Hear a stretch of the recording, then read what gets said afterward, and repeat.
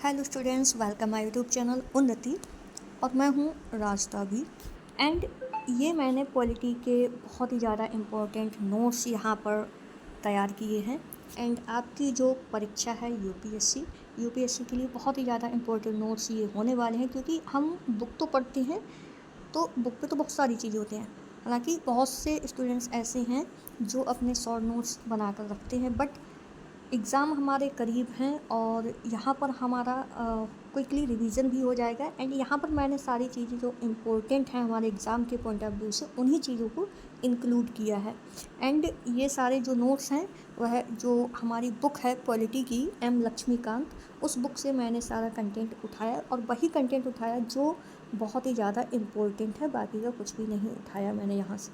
और क्लास को आप शेयर ज़रूर कर दें अपने दोस्तों के साथ में, जिससे कि उनकी जो परीक्षा है उनकी परीक्षा के लिए ये वीडियो बहुत ही ज़्यादा उपयोगी सिद्ध होगा। तो आइए स्टार्ट करते हैं हम अपनी क्लास को।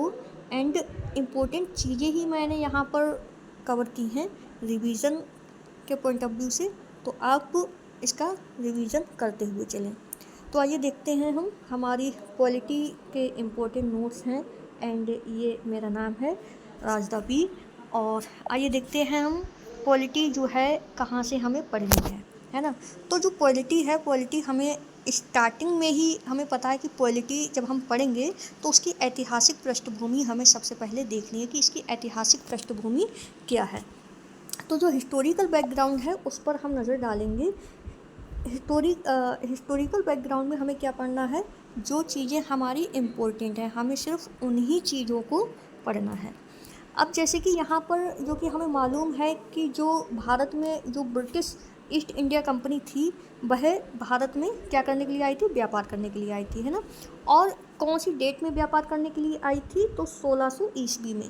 जो ब्रिटिश ईस्ट इंडिया कंपनी है यह भारत में 1600 ईस्वी में व्यापार करने के लिए आए थे। और यहाँ पर जो महारानी एलिजाबेथ प्रथम हैं, तो महारानी एलिजाबेथ प्रथम के चार्टर द्वारा उन्हें भारत में व्यापार करने के विस्तृत अधिकार प्राप्त थे, है ना। जो महारानी एलिजाबेथ थी तो उनका जो चार्टर था उसके अकॉर्डिंगली जो ब्रिटिश थे, जो ईस्ट इंडिया कंपनी थी, उन्हें भारत में व्यापार करने का पूर्ण अधिकार था। कंपनी जो अभी तक सिर्फ व्यापारिक कार्यों तक ही सीमित थी, यानी कि जो कंपनी आई थी वह पहले किस लिए आई थी, व्यापार करने के लिए, ना, व्यापारिक कार्यों के लिए आई थी। उन्हें 1765 में, यानी कि पहले कब, 1600 ईस्वी में भारत में व्यापार करने के लिए आए थे। लेकिन 1600 ईस्वी के बाद में जब 1765 ईस्वी आई है तो 1765 ईस्वी में जो बंगाल है, बिहार और उड़ीसा, है ना, बंगाल और बिहार और उड़ीसा, इनकी जो दीवानी अधिकार थे वह भी कंपनी ने अपने हाथ में ले लिए, यानी कि दीवानी अधिकार प्राप्त कर लिए। कहाँ के, बंगाल के, बिहार के और उड़ीसा के। इन तीनों जगहों के जो दीवानी अधिकार थे वह कंपनी ने अपने हाथ में ले लिया। इसके तहत भारत में उसकी क्षेत्रीय शक्ति बनने की प्रक्रिया प्रारंभ हुई। इसी वजह से भारत में जो क्षेत्रीय शक्ति थी वह उसकी प्रक्रिया स्टार्ट हो गई। अब यहाँ पर हम बात करें कि जो 1858 ईस्वी है, तो 1858 ईस्वी में कौन सा विद्रोह हुआ था, ये क्वेश्चन अब बाकी एग्ज़ाम्स में भी आ जाता है। तो जो सिपाही विद्रोह है वह कौन सी डेट में हुआ था, इस प्रकार से। एंड क्वेश्चन जो है वो कहीं से भी बन सकता है, ये लाइन भी उठ के आ सकती है कि जो 1858 ईस्वी है इसमें सिपाही विद्रोह के अनुसार ताज यानी कि जो ब्रिटिश शासन था ना, तो ताज ने भारत के शासन का उत्तरदायित्व प्रत्यक्ष रूप से अपने हाथों में ले लिया। यानी कि पहले तो कंपनी यहाँ पर आई थी, है ना, उसके बाद में जो ताज का शासन था ना, कौन सी डेट में, 1858 में, है ना, सम्राट का शासन होने लगा। तो उसने सीधा इसका जो उत्तरदायित्व था वह प्रत्यक्ष यानी डायरेक्टली रूप से अपने हाथों में ले लिया। पहले डायरेक्टली नहीं था, पहले कंपनी आई थी हमारे भारत में, है ना। कंपनी आई थी तो कंपनी किसके अकॉर्डिंगली आई, कंपनी आई है जो एलिजाबेथ प्रथम थी, तो उसका जो चार्टर एक्ट था उसके अकॉर्डिंगली कंपनी भारत में व्यापार करने के लिए आई थी। और जो कंपनी आई थी उसका ओनली जो कार्य था पहले व्यापार करना ही था। लेकिन धीरे धीरे जो जब 1765 ईस्वी आई तो बंगाल, बिहार और उड़ीसा की जो दीवानी अधिकार थे ना, वह किसको प्राप्त हो गए, वह कंपनी को प्राप्त हो गए। इससे क्षेत्रीय शक्ति बनना शुरू हो गई और 1858 में जब सिपाही विद्रोह हुआ था तो उसके अकॉर्डिंगली जो भारत पर जो शासन था वह किसके हाथ में चला गया, वह सम्राट के हाथ में चला गया। तो इतनी चीज़ हमने पढ़ ली और हमें ऐतिहासिक पृष्ठभूमि में यानी कि हिस्टोरिकल बैकग्राउंड में ये सारी चीज़ों की नॉलेज होना बहुत ज़रूरी है, क्योंकि ये चीज़ों की नॉलेज होगी तो हम उसको अच्छी तरह से आगे बढ़ सकते हैं। तो यहाँ पर आप देख सकते हैं जो कंपनी का शासन था वह 1773 से 1858 तक का था और जो सम्राट का शासन था वह 1858 से 1947 तक का है ना। तो हम जब इस हिस्टोरिकल बैकग्राउंड को पढ़ेंगे तो सबसे पहले हमें क्या पढ़ना है, सबसे पहले हमें पढ़ना है कंपनी का शासन। कंपनी का शासन में 1773 से 1858 तक के जो भी चार्टर एक्ट हैं, है ना, जो भी अधिनियम हैं, उन सभी को हम पढ़ेंगे जो हमारे एग्ज़ाम के लिए इम्पोर्टेंट रहते हैं। तो आइए देखते हैं कंपनी का शासन 1773 से 1858 तक का। अब यहाँ पर हम देखेंगे कंपनी का शासन, है ना, कंपनी का शासन जो था 1773 से 1858 तक। तो यहाँ पर हमने क्या देखना है कि 1773 में कौन सा रेगुलेटिंग एक्ट आया था, ये 1773 का रेगुलेटिंग एक्ट आया था कंपनी के शासन में। उसके बाद में 1793 का चार्टर एक्ट आया है।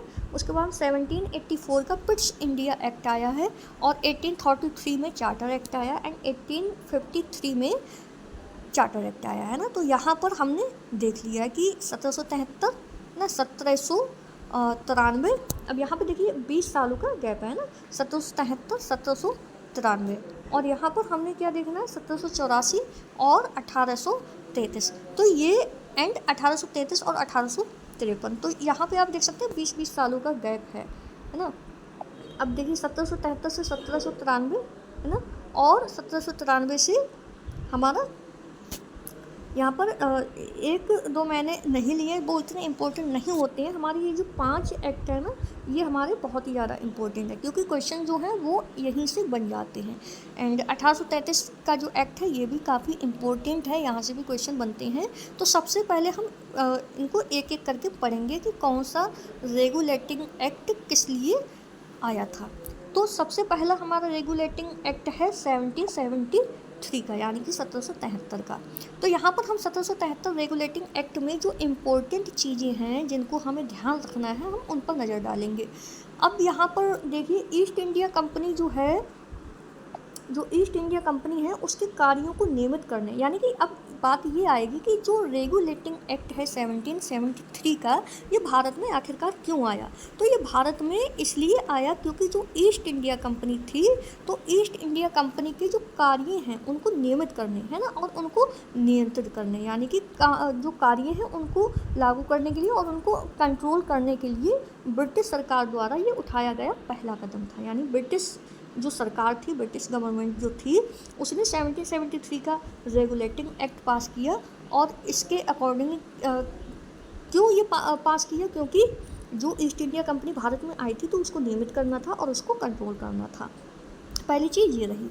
फिर पहली बार कंपनी के प्रशासनिक और राजनीतिक कार्यों को मान्यता मिली। इस रेगुलेटिंग एक्ट के अकॉर्डिंग जो कंपनी थी उसके जो प्रशासनिक कार्य थे और उसके जो राजनीतिक कार्य थे, इनको मान्यता मिल गई थी। तो यहाँ पर हमें ये चीज़ समझ आ गई कि 1773 का जो रेगुलेटिंग एक्ट था ये भारत में क्यों पारित हुआ। तो क्यों पारित हुआ, क्योंकि कंपनी के कार्यों को नियमित करना था और कंट्रोल करना था एंड पहली बार कंपनी के जो प्रशासनिक और जो राजनीतिक कार्य थे इनको मान्यता मिली। अब यहाँ पर हम देखेंगे कि इसकी विशेषताएं क्या थी, है ना। क्वेश्चंस जो होते हैं हमारे यहीं से बन जाते हैं। तो इसकी जो विशेषताएं हैं, जो इम्पोर्टेंट विशेषताएं हैं, मैंने उन्हीं को इंक्लूड किया है इस स्लाइड में। तो बंगाल का जो गवर्नर जनरल था, यानी कि इस जो 1773 का जो रेगुलेटिंग एक्ट था, इसके अकॉर्डिंग जो बंगाल का गवर्नर था उसको बंगाल का गवर्नर जनरल का पद मिल गया, है ना। यहाँ पर बंगाल का गवर्नर जनरल का पद मिला और एक 4 सदस्य कार्यकारी अधिकारी परिषद का गठन भी किया गया। यानी इस एक्ट के अकॉर्डिंग गवर्नर जनरल का पद, 4 सदस्यकारी अधिकारी परिषद का गठन और जो पहले जो गवर्नर थे वह कौन बने, वह लॉर्ड वॉरेन हेस्टिंग्स, यानी कि गवर्नर जो हैं, गवर्नर जनरल का पद मिला था तो इसके पहले गवर्नर जनरल कौन थे, लॉर्ड वॉरेन हेस्टिंग्स थे। और उसके बाद में जो मद्रास मुंबई के जो गवर्नर थे, यानी जो मद्रास के गवर्नर थे, जो मुंबई के गवर्नर थे, उनको किसके अधीन कर दिया गया? उनको बंगाल के गवर्नर जनरल के अधीन कर दिया गया। किसके? यानी कि लॉर्ड वॉरेन हेस्टिंग्स के अधीन कर दिया गया। इन दोनों को, यानी मुंबई के गवर्नर को और बंगाल और जो मद्रास के जो गवर्नर थे उनको किसके अधीन कर दिया? बंगाल के गवर्नर जनरल के अधीन कर दिया गया। ये चीज़ हमें याद रहनी चाहिए। नेक्स्ट पॉइंट इसका क्या है? कोलकाता जो था, तो कोलकाता में 1774 में एक उच्चतम न्यायालय की स्थापना की गई। जो कोलकाता शहर था वहाँ पर जो उच्चतम यानी कि सुप्रीम कोर्ट है, जो उच्चतम न्यायालय जो था यानी सुप्रीम कोर्ट था, वहाँ पर इसकी स्थापना की गई। कौन सी डेट में? 1774 में। नेक्स्ट क्या है हमारा इम्पोर्टेंट पॉइंट है ये कि कोलकाता में 1774 में एक उच्चतम न्यायालय की स्थापना की गई। नेक्स्ट पॉइंट क्या है हमारा कि कंपनी के कर्मचारी, जो कंपनी के कर्मचारी थे उनको क्या किया गया? यानी कि पहले क्या होता था कि जो कंपनी के कर्मचारी थे वह अपना निजी व्यापार भी करते थे। यानी 1773 का जो रेगुलेटिंग एक्ट आया उससे पहले जो कंपनी के कर्मचारी थे वह अपना खुद का निजी का व्यापार करते थे और लोगों से रिश्वत भी ले लिया करते थे। तो जब ये एक्ट पारित हुआ तो इसी वजह से, क्योंकि जो कंपनी के कार्य थे उनको कंट्रोल करना था, है ना, तो यहाँ पर यही चीज़ बताई गई है। जो कंपनी के कर्मचारी थे उनको निजी व्यापार करने और रिश्वत लेने से उनको प्रतिबंधित किया गया, है ना, उन पर प्रतिबंध लगाया गया कि कोई भी कंपनी का कर्मचारी ना तो निजी व्यापार करेगा और ना ही रिश्वत लेगा। नेक्स्ट पॉइंट हमें क्या याद रखना है कि ब्रिटिश सरकार का जो कोर्ट ऑफ डायरेक्टर्स के माध्यम से कंपनी पर नियंत्रण, यानी ब्रिटिश सरकार ने क्या किया? जो कोर्ट ऑफ डायरेक्टर थी उसके माध्यम से कंपनी पर नियंत्रण किया, जिससे जो राजस्व, नागरिक और जो सैन्य मामलों की जानकारी जो थी वह कंपनी ब्रिटिश सरकार को देगी। यानी ये आवश्यक कर दिया कि जो भी राजस्व, नागरिक, जो राजस्व है ना, राजस्व, नागरिक है और जो सैन्य मामले हैं, इन सब की जानकारी जो है वह कंपनी के लिए आवश्यक कर दिया कि वह इन सब की जानकारी किसको देगी? ब्रिटिश सरकार को देगी। तो यहाँ पर ये चीज़ें हमने समझी हैं 1773 का रेगुलेटिंग एक्ट के माध्यम से। आई होप आपको ये 1773 का रेगुलेटिंग एक्ट याद हो गया होगा। इम्पोर्टेंट चीज़ें ही यहाँ पर मैंने शामिल की हैं। तो यहाँ पर हमने 1773 का रेगुलेटिंग एक्ट देख लिया है। अब हम आगे चलते हैं, आगे हम देखेंगे 1793 का चार्टर एक्ट, है ना। तो 1793 का चार्टर एक्ट जो है इसमें क्या क्या चीज़ें लाई गई? तो इसमें जो था भारत के व्यापार पर अगले 20 वर्षों तक की अवधि को बढ़ा दिया। यानी कि सबसे पहले जो कंपनी थी वह व्यापार करने के लिए आई थी, है ना, तो उसके बाद में जब ये 1793 का जो चार्टर कानून आया है इसमें क्या घोषणा हुई थी कि भारत में जो व्यापार है, कंपनी का जो व्यापार है वह अगले 20 वर्षों तक इसकी अवधि को बढ़ा देना। तो इस एक्ट के अनुसार भारत में व्यापार की अवधि को 20 सालों तक बढ़ा दिया। नेक्स्ट पॉइंट इसका क्या है कि जो कमांडर इन चीफ हैं, कमांडर इन चीफ के गवर्नर जनरल काउंसिल के सदस्य होने की अनिवार्यता समाप्त कर दी गई। यानी कमांडर इन चीफ के जो गवर्नर जनरल थे उनके जो सदस्य थे उनकी जो अनिवार्यता थी, उनकी जो एबिलिटी थी उसको समाप्त कर दिया, ख़त्म कर दिया। तो यहाँ पर ये चीज़ हमने देखी है कि इस 1793 का जो चार्टर कानून है इसमें दो चीज़ें सबसे ज़्यादा इम्पोर्टेंट है, उन्हीं चीज़ों को मैंने इंक्लूड किया है। बाकी बहुत सारी चीज़ें हैं लेकिन ये दो चीज़ें हमें पता होनी चाहिए। भारत के व्यापार पर अगले 20 वर्षों तक इसका जो इसकी जो समय अवधि थी उसको बढ़ा दिया, और जो कमांडर इन चीफ के जो गवर्नर जनरल थे उनकी काउंसिल के जो सदस्य थे उनकी जो अनिवार्यता थी, उनकी जो एबिलिटी थी उसको समाप्त कर दिया, उसको ख़त्म कर दिया। तो 1793 का ये चार्टर कानून हमने देख लिया है। नेक्स्ट अब हमारा कौन सा चार्टर कानून है? ये 1813 का है ना, चार्टर कानून 1813 का। अब इस 1813 के चार्टर कानून में हमें क्या देखना है कि भारत में कंपनी के व्यापार, है ना, भारत में कंपनी के व्यापार के एक अधिकार को समाप्त कर दिया। यानी भारत में जो कंपनी का एक अधिकार था उसको ब्रिटिश सरकार ने क्या कर दिया? उसको ख़त्म कर दिया, उसको समाप्त कर दिया। अब क्या था कि भारतीय व्यापार को सभी ब्रिटिश व्यापारियों के लिए खोल दिया गया।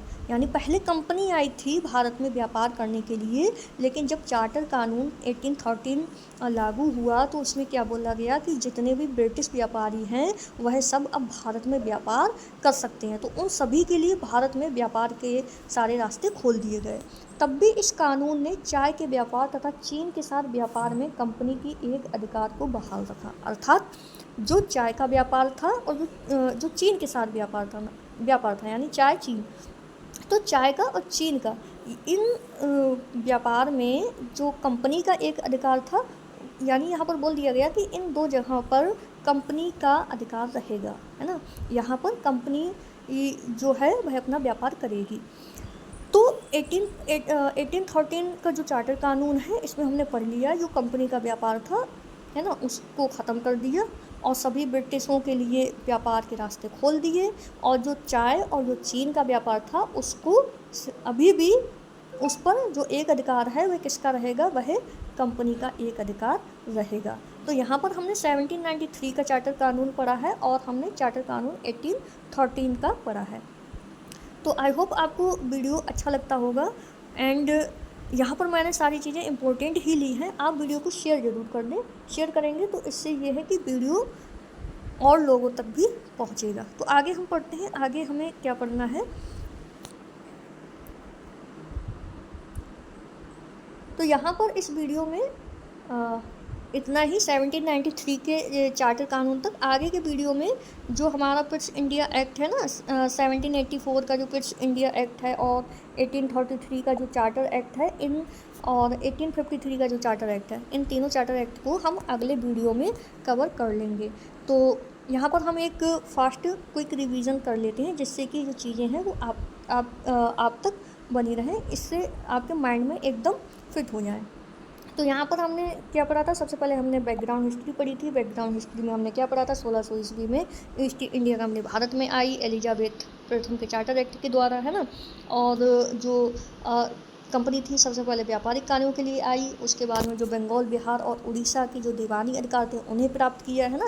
देखिए आप एक एक करके सारी चीज़ों पर अपना कब्जा कर लिया। उसके बाद में जो क्षेत्रीय शक्ति थी उनका बनना शुरू हो गया, है ना। और इसके बाद में जो 1858 का जो सिपाही विद्रोह जो हुआ था, है ना, उसके अकॉर्डिंगली ताज का शासन हो गया। कंपनी का शासन यहाँ पर हमने देखा है 1773 से 1858 तक का है और सम्राट का शासन यहाँ पर हमने देखना है 1858 से 1947 तक का।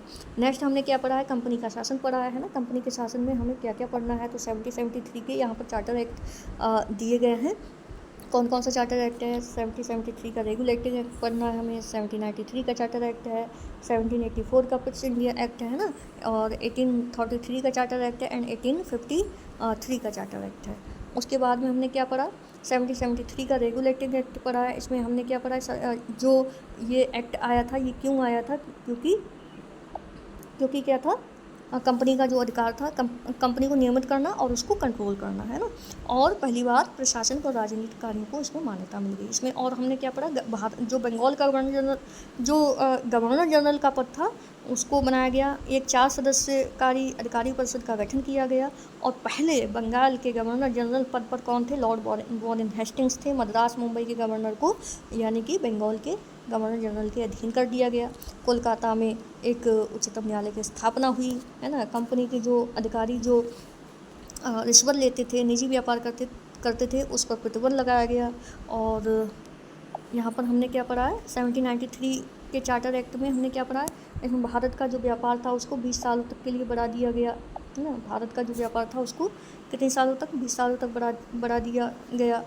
और इसमें क्या था, इसमें जो भारत में कंपनी का व्यापार था उसके अधिकार को समाप्त कर दिया और भारतीयों को अब खुला रास्ता दे दिया कि वह भी अब भारत में अपना व्यापार कर सकते हैं। लेकिन जो चाय और चीन का जो व्यापार था वह अब भी कंपनी के हाथ में ही था। आई होप आपको वीडियो पसंद आया होगा एंड एकदम इम्पोर्टेंट यहाँ पर मैंने चीज़ों को ही शामिल किया है एंड आपकी परीक्षा के लिए बहुत ही ज़्यादा उपयोगी सिद्ध होगा।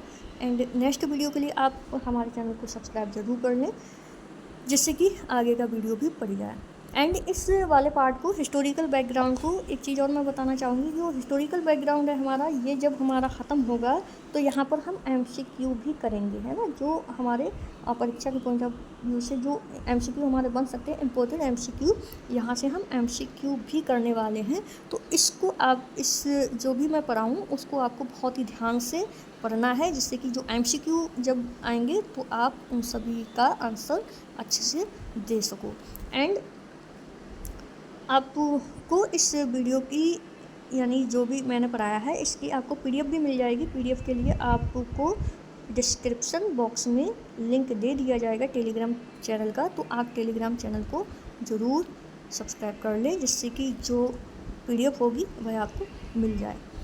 तो तब तक के लिए आप खुश रहें, मस्त रहें, एंड कमेंट करके ज़रूर बताएं कि आपको वीडियो कैसा लगा। जय हिंद।